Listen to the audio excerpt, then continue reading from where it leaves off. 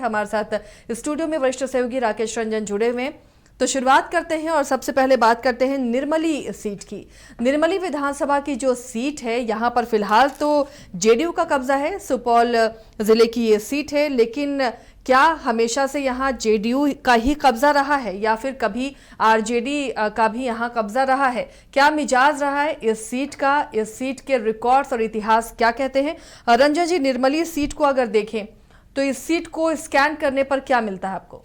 देखिए, जो पहली चीज आपने कही कि क्या इस सीट पर कभी आरजेडी जीता है, तो आपको बताऊं कि आरजेडी इस सीट पर अब तक एक बार भी चुनाव नहीं जीत पाया है। जेडीयू का यहाँ पर दबदबा दिखता है। अगर आप निर्मली विधानसभा की बात कीजिए तो 1951 में पहली बार यहाँ पर चुनाव हुआ था और तब कांग्रेस ने ये सीट जीती थी। कामता प्रसाद गुप्ता तब जो है वो जीतने में सफल हुए थे, लेकिन उसके बाद इस सीट का अस्तित्व जो है वो विलोपित कर दिया गया और फिर जो 2008-9 में नया परिसीमन हुआ तो उसमें एक बार फिर से निर्मली सीट को अस्तित्व मिला, वो फिर से अपने प्रारूप में आया और इसके बाद यहां पर 2010, 2015 और 2020 में 3 चुनाव हुए हैं। तो कुल मिलाकर अगर हम निर्मली विधानसभा क्षेत्र में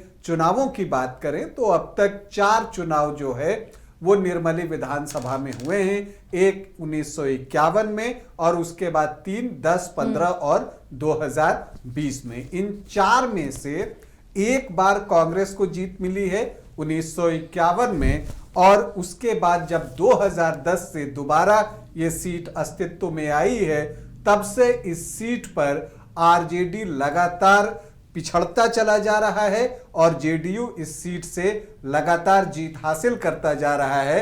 तो जेडीयू ने यहां पर जीत की हैट्रिक लगा ली है और वो इस बार चौका लगाना चाहता है। तो रंजन जी, क्या पार्टी का दबदबा देख रहे हैं या किसी खास कैंडिडेट या उसके परिवार का दबदबा है? दोनों ही चीजें यहां दिखती हैं, क्योंकि व्यक्ति एक ही जीत रहे हैं और पार्टी भी एक ही जीत रही है। तो ये चीज यहां पर देखने को मिलती है। जब आप निर्मली की बात करती हैं तो कई बार इस क्षेत्र ने कोसे का प्रकोप भी देखा है, बाढ़ यहां आती रहती है, लेकिन जो निर्मली से सरायगढ़ के बीच जो एक ब्रिज थी उसको बनाया गया है, उसको लेकर क्षेत्र में जो है काफी चर्चा भी होती है। और ये 2003 में अटल बिहारी वाजपेयी जब प्रधानमंत्री थे तब जो है इसका स्टोन फाउंडेशन जो है वो रखा गया था और फिर 2020 में जो है प्रधानमंत्री नरेंद्र मोदी इसका उद्घाटन करते हैं। ये एक स्ट्रैटेजिक रूप से भी ये पुल जो है वो बहुत इंपॉर्टेंट है। तो इस पुल के बनने से इस क्षेत्र में लोगों में खुशी जो है वो दिखी और इसका परिणाम भी जो आपको दिखता है कई चुनावों में, चाहे वो बीजेपी हो या फिर जेडीयू आमतौर पर जो है चुनाव लड़ता है। ऐसे भी सुपौल जिला में आपको दिखेगा कि जेडीयू का दबदबा जो है न सिर्फ निर्मली सीट पर, कई अन्य सीटों पर जो है वो दिखता है। बगल में सुपौल की बात कर लीजिए तो ऊर्जा मंत्री विजेंद्र यादव वहीं से चुनाव जो है वो लगातार जीत रहे हैं। तो खैर हम निर्मली सीट पर आते हैं। जो निर्मली सीट में जो 4 चुनाव हुए हैं, 52 में कामता प्रसाद गुप्ता, उसे छोड़ देते हैं और 2010 से इस सीट को देखने की कोशिश करते हैं तो दिखता क्या है कि जब 2010 में चुनाव हुआ था तो अनिरुद्ध प्रसाद यादव जेडीयू के कैंडिडेट चुनावी मैदान में थे और उनके सामने आरजेडी और कांग्रेस दोनों ने अपने उम्मीदवार उतार दिए थे। विजय कुमार गुप्ता कांग्रेस के उम्मीदवार थे और अरुणा मेहता जो हैं वो आपको आरजेडी से चुनाव लड़ रही थी।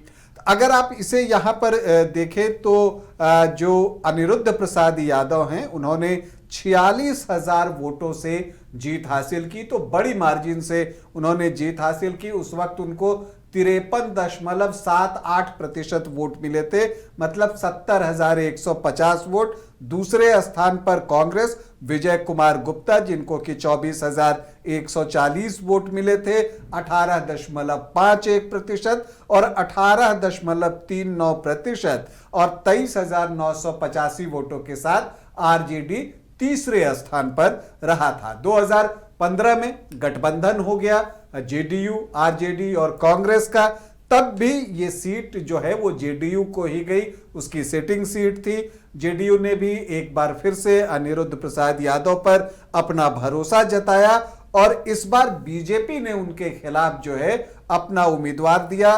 राम कुमार राय जो है वो चुनावी मैदान में उतरे। पप्पू यादव की पार्टी जैप लोकतांत्रिक से विजय कुमार यादव चुनावी मैदान में थे, लेकिन प्रत्याशी बदल गए, लेकिन जीतने वाला कैंडिडेट नहीं बदला। जीत एक बार फिर से जेडीयू को ही मिली।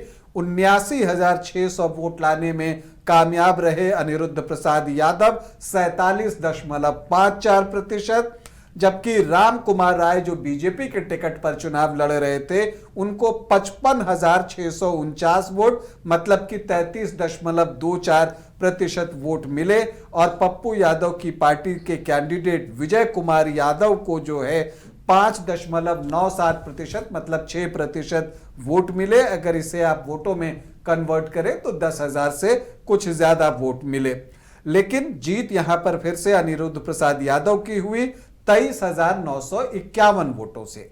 फिर 2020 आता है, फिर से अनिरुद्ध प्रसाद यादव को ही टिकट दिया जाता है और इस बार जो है उनके सामने यदुवंश कुमार यादव को चुनावी मैदान में उतारा जाता है और आरएलएसपी जो उपेंद्र कुशवाहा की पार्टी है उससे अर्जुन प्रसाद मेहता चुनावी मैदान में खड़ा होते हैं, क्योंकि निर्मली में अगर आप देखिएगा तो जो कोयरी कुर्मी का वोट है वो यहां अच्छी संख्या में है, तो उसका फायदा उठाने के लिए उपेंद्र कुशवाहा ने अपने कैंडिडेट अर्जुन प्रसाद मेहता को चुनावी मैदान में उतारा।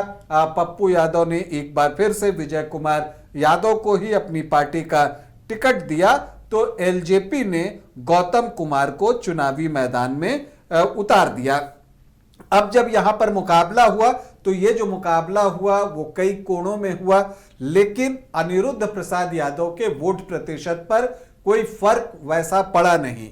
2015 में 47.54 47% वोट थे, तो 2020 में जो है वो ऑलमोस्ट 2% और बढ़ गए, 49.3% हो गए, जबकि यदुवंश कुमार यादव को 25.91% मतलब कि 48,517 वोट जो है वो मिले। अर्जुन प्रसाद मेहता ने भी अच्छा प्रदर्शन किया और उनको 12,725 वोट मिले मतलब कि 6.8%, और जो पप्पू यादव की पार्टी से कैंडिडेट थे विजय कुमार यादव उनको भी 8,886 वोट मतलब 4.7% वोट, और एलजेपी के गौतम कुमार को 6,345 मतलब लगभग 3.5% के आसपास वोट आए। तो जीत एक बार फिर से अनिरुद्ध प्रसाद यादव की हुई 43,922 मतलब लगभग 44,000 वोटों की। तो जब हम पिछले 3 चुनाव में अनिरुद्ध प्रसाद यादव की जीत का मार्जिन देखते हैं तो 10 में 46,000, 2015 में 24,000 के आसपास और 2020 में जो है वो 44,000 के आसपास। तो ये बताता है कि इस क्षेत्र में इनकी भी पकड़ है, इनकी पार्टी की भी पकड़ है और जातीय समीकरण को ये बेहतर तरीके से साध पा रहे हैं, क्योंकि जब अभी सुपौल में लोकसभा का चुनाव हुआ 2024 में, तब भी निर्मली विधानसभा में जो जेडीयू के दिलेश्वर कामत हैं उनको 47,000 वोटों की लीड मिली है, मतलब कि वो पकड़ अभी भी बनी हुई है। चंद्रहास चौपाल जो कि आरजेडी के कैंडिडेट थे वो दूसरे स्थान पर रहे और बैद्यनाथ मेहता निर्दलीय चुनाव लड़ रहे थे, वो 12,698 वोट मतलब 6.24% वोट लाने में कामयाब हुए। तो जो चीजें मैं इससे निकालने की कोशिश कर रहा हूं कि आप देखें तो अर्जुन प्रसाद मेहता जब 2020 में विधानसभा का चुनाव लड़ते हैं तो उनको 12,725 वोट आरएलएसपी के टिकट पर, और बैद्यनाथ मेहता जो कि निर्दलीय चुनाव लड़ते हैं तब भी उनको 12,698 वोट 6.5% के आसपास वोट उनको आए। मतलब ये वोट जो है एक जगह कंसोलिडेट है, वो बंधा हुआ है और ये आपको जो है कोयरी कुर्मी के वोट में से निकलकर जा रहा है। अब ये देखना दिलचस्प होगा कि यहां पर क्या उपेंद्र कुशवाहा अपने लिए ये सीट को मांगते हैं। हालांकि मुझे लगता नहीं कि उनके मांगने के बावजूद भी ये सीट जेडीयू उन्हें देगी, क्योंकि जेडीयू की एक सेफ सीट में ये है और लगातार 3 चुनाव और बड़ी मार्जिन से, तो इसलिए मुझे नहीं लगता कि जेडीयू ये सीट देगी। निर्मली विधानसभा में अगर आप देखें कि कौन कौन से क्षेत्र आते हैं तो निर्मली, राघोपुर और सरायगढ़ भपटियाही प्रखंड जो है, इतने क्षेत्र इसके अंतर्गत आते हैं। हालांकि जब आप समीकरण देखिएगा तो यहां MY का समीकरण दिखता है, लेकिन आरजेडी जीत नहीं पाया। लेकिन आरजेडी जीत नहीं पाया, बल्कि उसकी हार जो है वो बड़ी रही है, उसको बड़े मार्जिन से हारना पड़ा है। तो इसका मतलब ये इक्वेशन उस तरह से काम नहीं कर रहा है। और ये चर्चा जब हम लोग सीटवार खंगाल रहे हैं तो ये भी देखने में आया है कि जो कोशी का इलाका है या मिथिलांचल का इलाका है, वहां पर ऐसा नहीं है कि यादव वोटर सिर्फ आरजेडी को वोट कर रहे हैं, वो वोट जेडीयू की तरफ भी जा रहा है, क्योंकि जेडीयू के भी कई कद्दावर यादव नेता इन क्षेत्रों में रह रहे हैं और इसका फायदा जेडीयू को मिल रहा है। अब अगर यहां पर हम जातीय समीकरण को देखें तो यहां पर MY तो दिखता ही है, इसके अलावा वैश्य वर्ग दिखता है, धानुक है, कुशवाहा का भी प्रभाव दिखता है यहां पर। तो अगर इसको हम आंकड़ों में तब्दील करने की कोशिश करें, जो कि एक अनुमान मात्र है, आकलन मात्र है, तमाम तरह के जो आंकड़े मिलते हैं उसका विश्लेषण करके एक आप जगह पहुंचने की कोशिश करते हैं। ये बिल्कुल एग्जैक्ट तो नहीं होता, थोड़ा बहुत फर्क आता है। SC जो है यहाँ पर 13.88% है। जो मुस्लिम वोटर्स हैं उनकी संख्या अच्छी है, 17.3%। और जब आप यादव देखेंगे तो वो भी 13 से 15% के आसपास। तो जो MY का इक्वेशन है वो 31-32% तक पहुंच जाता है। तो ये आरजेडी के लिए एक आइडियल सिचुएशन है कि अन्य वोट जोड़कर वो इस पर जो है अपने लिए इस सीट को निकाल सकता है, लेकिन ऐसा होता दिखता नहीं है। यहां पर अगर आप धानु, कोयरी, कुर्मी की बात कर लें तो वो 14-15% के आसपास हैं। वैश्य की संख्या अच्छी है, वैश्य वर्ग में 8-9% वोट वहां चले जाते हैं। ब्राह्मण 5.5-6%, राजपूत जो है वो 4-5%, और इसके अलावा भूमिहार भी यहां पर कुछ हैं। और जो अन्य OBC और EBC हैं, जो कि अति पिछड़ी जातियां भी जो हैं यहां पर, वो जेडीयू को वोट करती हैं। तो इस समीकरण के बल पर अनिरुद्ध प्रसाद यादव और जेडीयू दोनों यहां पर जो है मजबूत बना हुआ है। और निर्मली विधानसभा अगर आप पिछले 3 चुनावों को देखें तो कह सकते हैं कि जेडीयू का मजबूत किला बन चुका है। नीतीश कुमार के ऊपर भी यहां के लोगों का भरोसा है, अनिरुद्ध प्रसाद यादव के ऊपर भी लोगों का भरोसा है। अब जबकि 2025 में चुनाव होना है तो यहां पर आरजेडी को नई स्ट्रैटेजी कुछ सोचनी होगी, क्योंकि अनिरुद्ध प्रसाद यादव के सामने यदुवंश कुमार यादव ये काम नहीं कर रहा है। मतलब ये है कि आपको कुछ नए समीकरण की तरफ सोचना होगा। चूंकि क्या कांग्रेस भी ये सीट मांग सकती है?